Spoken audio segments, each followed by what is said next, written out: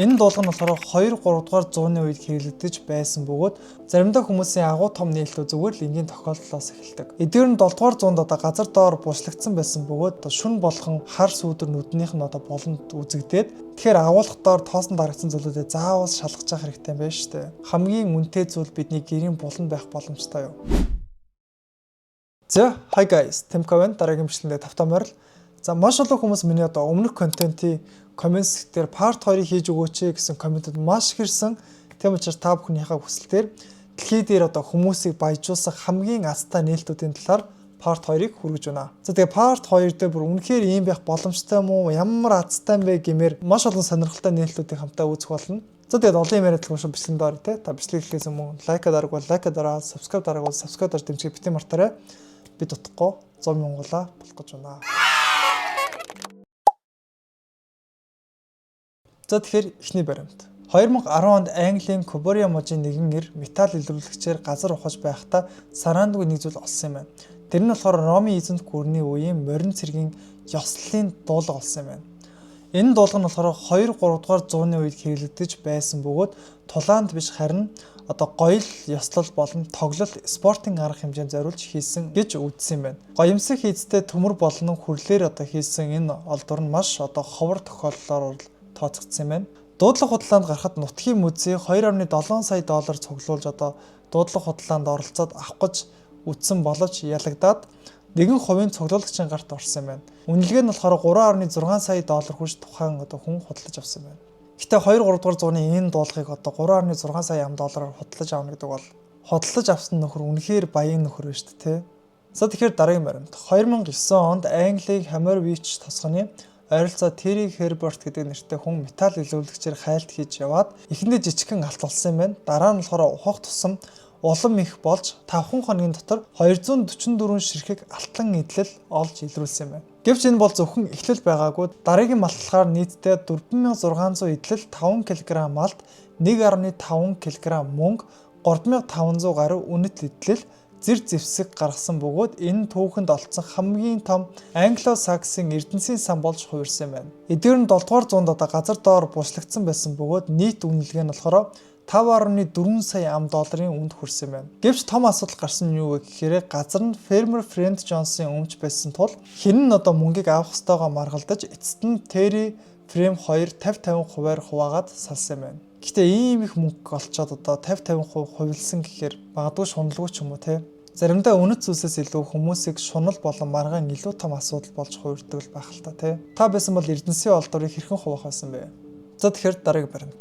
2023 онд Америкийн Кентикки мужид нэгэн эр эрдэнэс хайгч төхөөрөмжөөр талбай дээр хайлт хийж яваад асар том олдвор олсон юм байна. Тэрээр газрын хөрснөөс 800 гаруй зоос, түүний дотор 700 гаруй цэвэр алтан зоос илрүүлсэн юм байна. Эдгээр бүгд иргэний дайны үеийн буюу 1850-аас 1860-аад оны үед газар дор булшлагдсан зооснууд гэдэг нь тогтоогдсон юм байна. Тухайн үед нийт үнэ нь ердөө 1200 доллар хүрч исэн бол өнөө цаг үед болохоор 400 мянган долларт хүрсэн олдвороор тооцогдсон юм байна. Тэгэхээр заримдаа хүмүүсийн айдас болон дайн тулаанаас болж газар дор булсан олдворууд өнөө үед болохоор азтай хүнд амьдралынхын шинэ боломж болж ирдэг гэсэн үг үү? За тэгэхээр дараагийн баримт. Тохиолдлоор төрсэн бүтээл гэвэл танд юу гэж сонсогдож байна? 1939 онд Америкийн инженер Перси Спенсер цэргийн зориулалтад төхөөрөмж дээр ажиллаж байхдаа нэгэн сонин зүйлийг ажигласан юм байна. Түүний халаас нь байсан шоколад хайлчсан байсан.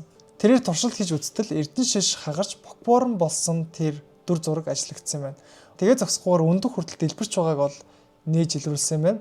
Ингээд Спенсер радио долгионоор хоол халагч болохыг олж мэдсэн юм байна. 1945 онд патент авч анхны микро долгионы зуух бүтээсэн бөгөөд энэ технологи нь дэлхийд даяар тархаж өнөөдөр бидний галтгоонд зайлшгүй хэрэглэгддэг галтгооны хэрэгсэл болж хувирсан байна. Энэ бүтээлээс болохоор хэдэн 10 тэрбум долларын ашиг олсон ч Перси өөрөө болохоор ердөө 2 долларын шагнал авсан гэдэг юм байна. Заримдаа хүмүүсийн агуу том нээлтүүд зүгээр л энгийн тохиолдлоос эхэлдэг.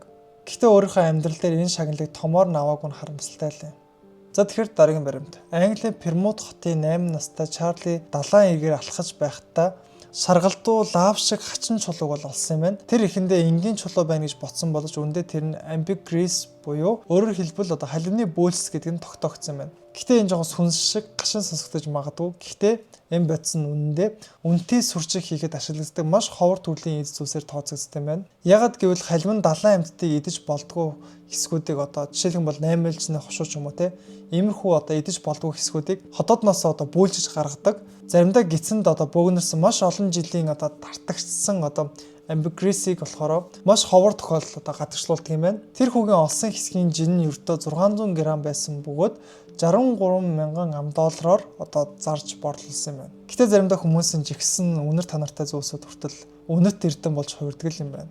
За тэгэхээр дараагийн баримт. Америкийн Long Island дахь хуучин кино театрын агуулгад нэгэн ажилтан сонин хуучин цаас олсон юм байна. Гэтэ энэ бол зүгээр нэг энгийн цаас байгаагүй. Харин 1931 оны Frankenstein киноны оригинал 2 метрийн постэр байсан тогтоогдсон юм байна. Ийм ховор олдор дэлхийд дээрх ганцхан ширхэг байсан бөгөөд 2015 он дуудлага худалдаагаар $358 мянган зарагдсан юм байна. Өөрөөр хэлэх юм бол хэдэн 10 жил харанхуй агуулгах доор тоосон дарагдсан байсан тэр постэр сая $-тай дүүцгүүс хэмжээний үнэтэй зүйл болж хувирсан юм байна. Тэгэхээр агуулгах доор тоосон дарагдсан зүйлүүдээ заавал шалгаж явах хэрэгтэй юм байна шүү дээ. Магадгүй хэдэн сая $-тай болчих юм билүү. За тэгэхээр дараагийн баримт. 2016 онд Аризона мужийн нэгэн өндөр настай эр тэтгэврийн зардлаа босгохоор гэрийнхаа хуучин зүйлсийг үнэлүүлэхээр үнэлдэг тийм газар тавиач өгсөн юм байна. Гэтэл яасан бэ гэхээр түүний дотор гарын үсгтэй Lakers багийн постэр байсан. Гэхдээ яасан бэхээр үнэлэгчид илүү их зүйлийг олсон юм байна. Түүний гаражинд тоосон дарагдсан олон зураг дотроос Америкийн алдарт абстракт зураач Jackson Pollock-ийн бүтээл олдсон юм байна. Зураг нь болохоор 1950-ад оны түүний оргил үеийн бүтээл болох нь нотлогдсон. Үнэ нь болохоор $15 сая үнд хүрсэн юм байна. Энэ зураг түүний ах дүүгийн Нью-Йоркийн тансаг нийгмийн хүрээлд харьяалагдаж байсан бөгөөд дараа нь гаражинд мартагдсан олдор байсан тогтоогдсон юм байна. Хамгийн үнэтэй зүйл бидний гэрийн булан байх боломжтой юу? За тэгэхээр дараагийн баримт. Жохон сүнстэй олдруудын талаар хамтаа үзсгэх үү. 2003 онд eBay дээр нэг сүнстэй шил нэртэй нэгэн зар тавигдсан юм байна. За тэгэхээр энэс өмнө eBay гэж юу вэ гэхээр Америкийн нэгдсэн улсын онлайн худалдааны тийм платформ байдаг. Тэн дээр болохоор сүнстэй шил гэдэг нэртэй зар тавигдсан юм байна. Зардаж байсан зүйл нь зүгээр нэг хуучин шил, хажууд нь өдрийн тэмдэглэл байсан. Гэхдээ худалдагчид нэг хачирхалтай аимштай түүхийг өгүүлсэн юм байна. Тэрний юу гэхээр хуучин оршуулгын газраас 2 шил олсон бөгөөд нэг нь хагарч, утаа гарч гэд нүдэн дээр алга болсон. Нөгөөх нь бидний худалдаалж байгаа 2 дахь шил нь байна гэж хэлсэн юм байна. Энэ шилийг олсон хүн яасан бэ гэхээр шүн болгон хар сүүдэр нүднийх нь болонд үзэгдээд сүнс эргэн тойронд мэдрэгдэж эхэлсэн гэж хэлсэн юм байна. Тэгээд айсан учраас eBay дээр зар тавьсахаас сонголтгүй болсон гэж тайлбар өгсөн байна. Энэ хачин түүх хүмүүсийн сонирхлыг татаад дуудлага худалдаанд оруулаад $50 мянган хүртэл үүнд хүрсэн юм байна. Тэгээ яасан бэ гэхээр дуудлага худалдаанд оролцож авсан хүн төлбөрөө төлөөгүй улмаас энэ дуудлага худалдаа бүтлгүүцсэн юм байна. Тэгэхээр хүмүүсийн айдсыг болон үйл ойлгох нууцыг мөнгө болгох гэж оролдож байгаа нь маш сонирхолтой. За тэгээд энд хүрээ дугаар маань өндөрлөж байна. Хэрвээ та бүхэн таалагдсан бол лайк дараа, subscribe дарахаа битгий мартаарай. За тэгээд утгагүй бидлээ 100 мянган болох гэж байна. Бүгдэнд нь маш их баярлалаа. За тэгээд дараагийн контентоор уулзцгаая. За тэгэхээр дараагийн зураг. Биш зураг гэнэ. За тэгэхээр дараагийн баримт. Хамгийн үнэтэй зүйл бидний гэрийн булан байх боломжтой юу?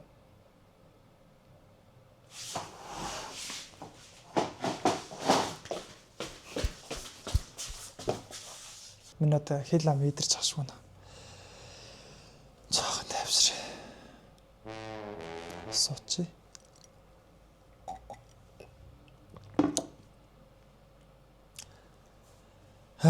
Ярина гэдэг үнэхээр чанга юм байна. Тэгтээ ямар та шичэнэ. За эхлэе.